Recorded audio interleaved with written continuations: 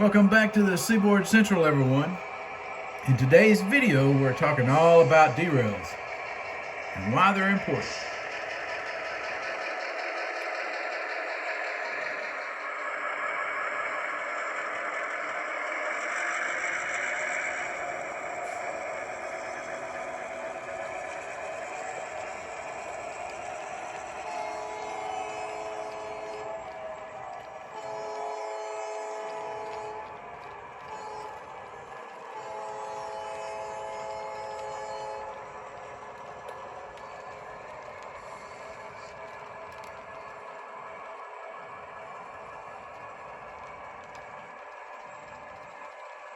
Here we're stopping to set off some cars in the yard track.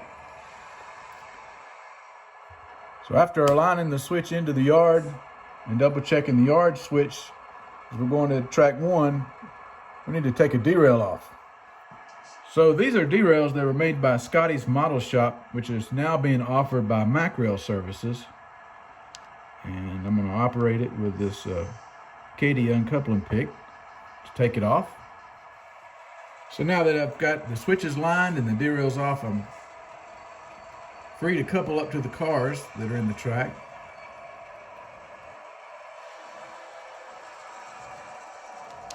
But why would we actually need derails?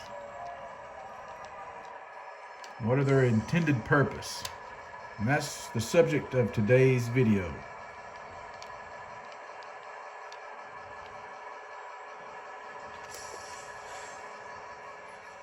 Let's shove this stuff in the clear and we'll talk about it.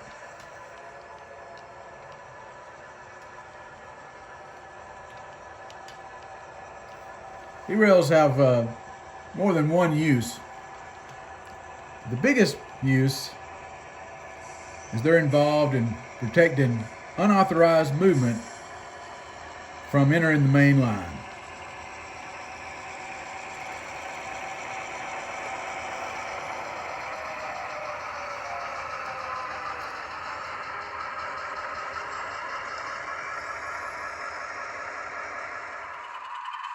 If you recall from the opening scene, that derail is protecting this ADM switcher from fouling the main line as that train traveled down the main line.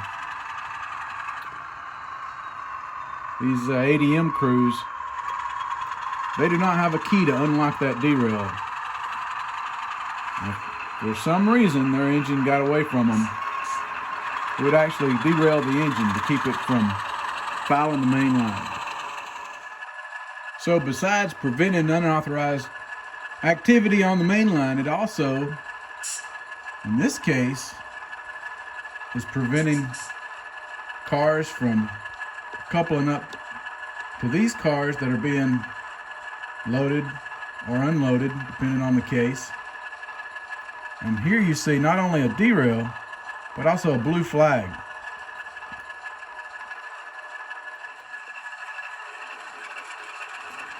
So all railroaders know that you cannot touch a blue flag.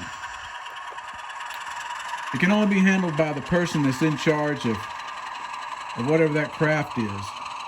Whether it's someone at an industry or someone in the car department, or in the shop where they work on locomotives, in the locomotive shop.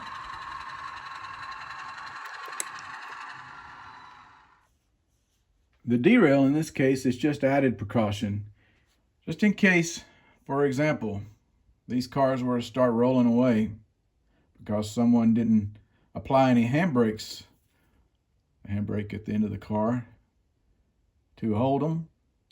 The air slowly bled off the cars, so it no longer has air brakes, and they just started rolling down grade. That derail would derail the cars before they would strike these other cars where someone might be working on them or underneath them, or they would load in material that could cause a serious accident. So you see the point. So I have a spot on the layout where I need to add another derail, and I'm going to add it to this area right here on this industrial lead going to the cement plant that will protect the main line from any unauthorized movement. So I have another derail that I need to apply. So where would be the correct place to add the derail? Being that this is the main line, would I need to apply the derail on this rail or this rail? Obviously, the correct location would be the outside because you want to derail the cars away from the main line, not towards it. And also, you don't want it too close to where it would be ineffective. So by the time it did derail the cars, they would still be fouling the main line. So it needs to be farther enough back to where it does its job, derailing the cars away from the main line. So I've determined that I want to add the derail right here. And the first thing I need to do is clean this area up where it'll have a good place to go. And I'm just scratching off the scenery that's around this area.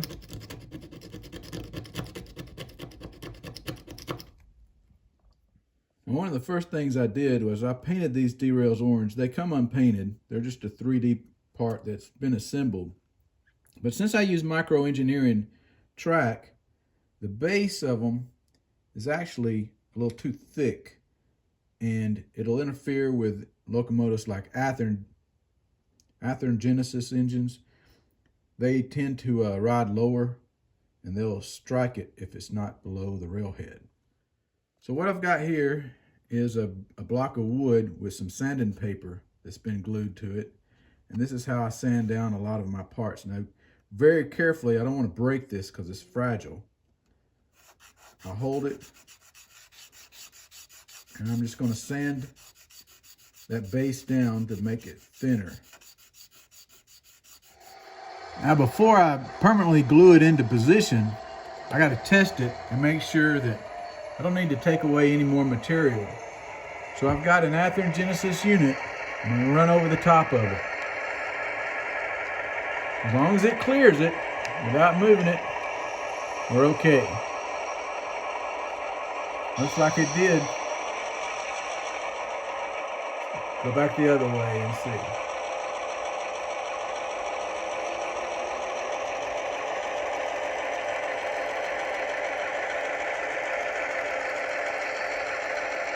No problem.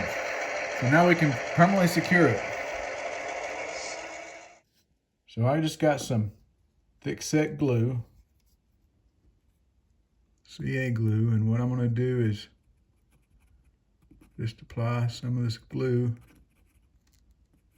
to these cross ties, like that. And next up, I want to make sure that the derail is in the right location.